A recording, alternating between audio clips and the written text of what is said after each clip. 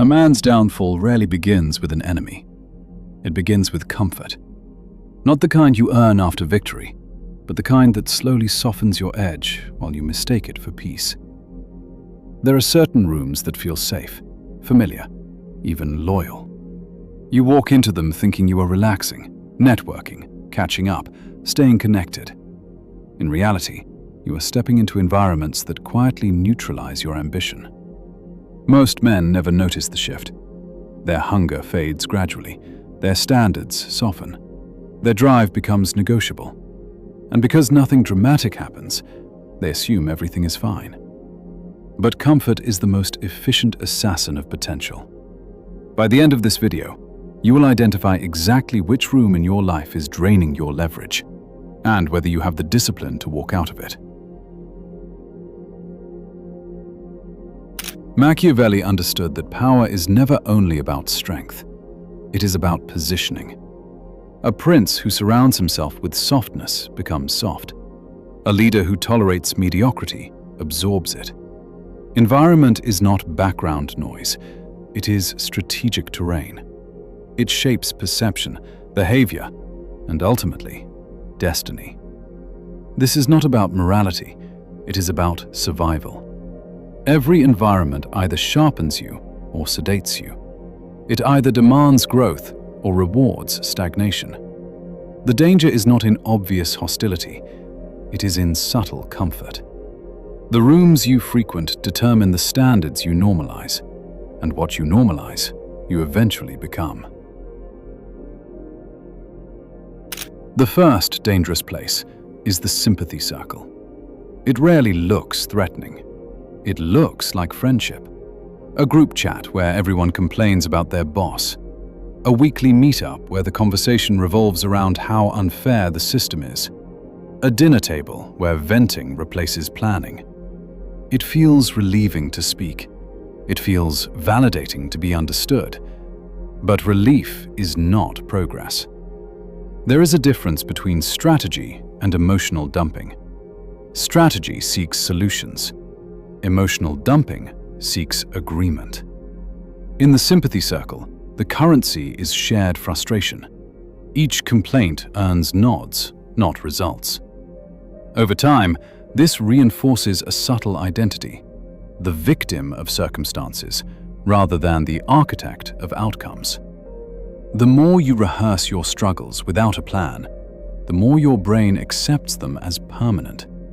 Comfort in shared stagnation slowly replaces ambition, and what feels like connection may quietly be conditioning. The second trap is more seductive. It is the table of unearned respect. You are invited into rooms that look powerful: exclusive dinners, high-level conversations, proximity to influence. You feel seen. You feel included. But inclusion is not the same as influence. Being tolerated at the table is not the same as shaping the agenda. When you enjoy the appearance of status without earning leverage, hunger fades. The illusion of arrival replaces the discipline of ascent. You begin dressing the part, speaking the language, absorbing the atmosphere, while your actual position remains unchanged. Premature belonging is dangerous because it sedates ambition. It convinces you that proximity equals progress, and ego, once satisfied by appearance, rarely pushes for substance. If you value environments that sharpen you instead of soften you, this channel exists for that. The third dangerous place is the echo chamber where you are the big fish. You are the smartest one in the room, the most disciplined, the most ambitious. Everyone comes to you for advice. They applaud your wins. They admire your discipline. And slowly, without noticing, you stop stretching. Growth requires friction. When no one in your circle challenges you, your edge dulls. Applause from weaker competition feels good, but it replaces pressure with comfort. You begin measuring yourself against standards that no longer demand evolution. Machiavelli would argue that it is better to be a nobody among giants than a king among amateurs. In a room full of stronger minds, you sharpen. In a room full of admirers, you stagnate. Ego prefers admiration. Power prefers challenge. The fourth trap is the sunk cost relationship. A partnership, alliance, or social bond that expired long ago, but remains because of history. You tell yourself you are loyal. You tell yourself you are committed. But often, you are afraid to admit the investment failed. The sunk cost fallacy is simple. The more time and energy you have spent, the harder it becomes to walk away. You fear that leaving means those years were wasted, so you stay. You double down. You defend something that no longer produces growth. Machiavelli understood that a wise ruler does not defend a ruined fortress simply because he built it. If the walls are cracked and the foundation is weak, retreat is not defeat. It is strategy. Clinging to the past drains leverage from the present, and every hour spent repairing what is broken is an hour stolen from building what could thrive. The fifth dangerous place is the stage of false status. It is the environment where image is valued more than substance. The car that stretches your finances, the lifestyle maintained for optics, the social circle that quietly requires a certain level of spending just to belong. At first, it feels motivating. You look the part. You move in impressive spaces. But appearance without leverage creates fragility. Lifestyle inflation is a subtle trap. The more you spend to sustain an image, the less freedom you have to make strategic decisions. Risk becomes dangerous. Honesty becomes difficult. Your identity becomes tied to consumption rather than production. Machiavelli would see this clearly. A leader who exhausts his resources to appear powerful eventually loses the power to act. When appearance outruns substance, collapse is only a matter of time. The sixth dangerous place is the neutral middle ground. It feels intelligent to avoid taking sides, to stay balanced, to keep everyone comfortable. But neutrality in moments of conflict often signals hesitation rather than wisdom. When stakes rise, people look for clarity. If you consistently avoid positions, others begin to question your core.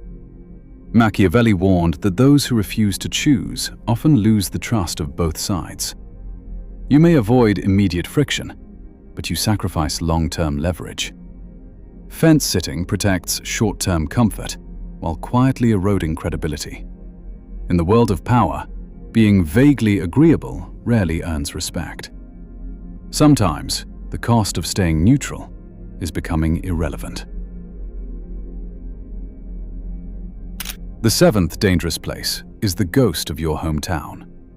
Not just the physical location, but the social memory attached to it.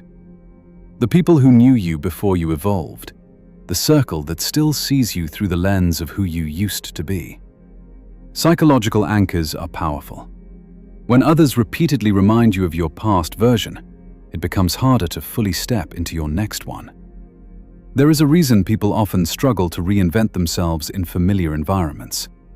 Social memory freezes identity. In rooms where you were once uncertain, insecure, or small, those impressions linger. Even subtle jokes, old nicknames, or casual references can pull you back into a former role. Growth requires space to redefine yourself without constant reminders of who you were. If you remain surrounded by outdated perceptions, your evolution slows. Not because you lack ability, but because you are still being measured by yesterday's standard. This is not paranoia. It is selection discipline. The world is not against you, but not every environment is built for your expansion. Every room you enter either increases your leverage or slowly drains it. Some spaces sharpen your thinking. Others soften your ambition. Some circles challenge you to grow. Others reward you for staying exactly the same. The promise at the beginning was simple. You would identify which environment is quietly draining your power. Now you can see them. The sympathy circle, the illusion of status, the echo chamber, the dead alliance, the performance lifestyle, the neutral zone, the anchor of your old identity. None of them attack directly. They sedate. And sedation is more dangerous than conflict because it feels comfortable. Environment shapes trajectory, and trajectory, repeated long enough, becomes destiny. This is not about isolation. It is about intention. The disciplined man chooses his environments the way a strategist chooses terrain. If you are committed to sharpening rather than softening, subscribe. This channel is built for those who refuse to drift. Now pause and ask yourself honestly, which room are you still sitting in? Which environment feels familiar but quietly limits you? The answer to that question will tell you more about your future than any motivational quote ever could. Walk carefully, choose deliberately, and never confuse comfort with progress.